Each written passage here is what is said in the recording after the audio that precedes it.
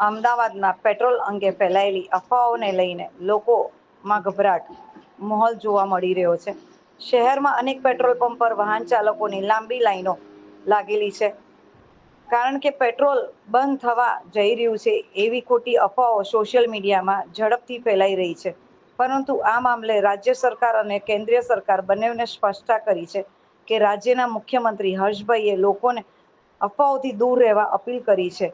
તેમનું કહેવું છે કે રાજ્યમાં પેટ્રોલ અને ડીઝલની પૂરતી સપ્લાય ઉપલબ્ધ છે અને કોઈ પણ પ્રકારની અછત નથી. તે જ રીતે કેન્દ્રીય પેટ્રોલ મંત્રી દ્વારા પણ સત્તાવાર નિવેદન આપવામાં આવ્યું છે કે દેશમાં પેટ્રોલ અને ડીઝલની કોઈ અછત નથી. ક્રૂડ ઓઇલનો પૂરતો જથ્થો ઉપલબ્ધ છે. એલપીજી ગેસ સ્થિતિ પણ સંપૂર્ણપણે કાબૂમાં છે. નાયબ મુખ્યમંત્રીએ લોકોને અફવાઓથી દૂર રહેવા, વિશ્વાસ ના રાખવા અને ગભરાટમાં આવીને બિનજરૂરી ખરીદી ના કરવા અપીલ કરી છે. હાલની પરિસ્થિતિ સંપૂર્ણપણે નિયંત્રણ છે અને પેટ્રોલ પંપ પર લાઈન માત્ર અફવાઓના કારણે જ લાગી રહી છે. વાસ્તવમાં કોઈ સપ્લાયમાં ક્રાઇસિસ નથી.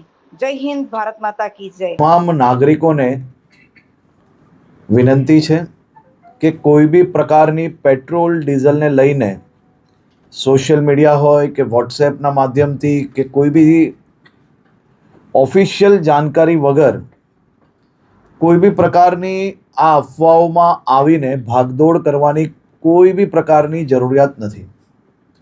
રાજ્ય સરકાર અને ખાસ કરીને કેન્દ્ર સરકાર દ્વારા આ જથ્થાઓ અને સપ્લાય માટેનું ડેલી નિરીક્ષણ થાય છે અને રાજ્યને તમામ પેટ્રોલ પંપો પર પેટ્રોલ ડીઝલ માટે પૂરતી વ્યવસ્થાઓ પહોંચી વળે તે માટેની સંપૂર્ણ તૈયારીઓ બી છે.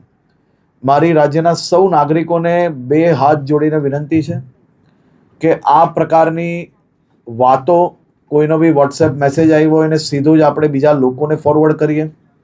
કોઈ બી પ્રકારની જાણકારી વગર, સંપૂર્ણ માહિતી વગર પોસ્ટ મૂકીને આપણે આપણી જોડે જોડે હજારો લોકોને કારણ વગરના એમનો સમય વેડફીએ અને સાથે સાથે કોઈ બી પ્રકારે શહેરમાં કે રાજ્યમાં આ પ્રકારની ખોટી માહિતીઓ ફેલાવનાર લોકો પર બી આવનારા દિવસોમાં કડક પગલાં ભરવામાં આવશે. ખાસ કરીને વિનંતી છે કે કોઈ ચિંતા કરવાની આવશ્યકતા નથી. પેટ્રોલ ડીઝલ સંપૂર્ણપણે બધા જ પેટ્રોલ પંપ પર મળી રહે તે માટેની વ્યવસ્થાઓને ખાસ કરીને મુખ્યમંત્રી શ્રી બી દર 2 દિવસે એનો રિવ્યૂ લઈ રહ્યા છે અને ભારત સરકારમાંથી બી તમામ મંત્રાલયો આ બધા જ વિષયોમાં રેગ્યુલર રિવ્યૂ એમનું લઈ રહ્યા છે. આભાર.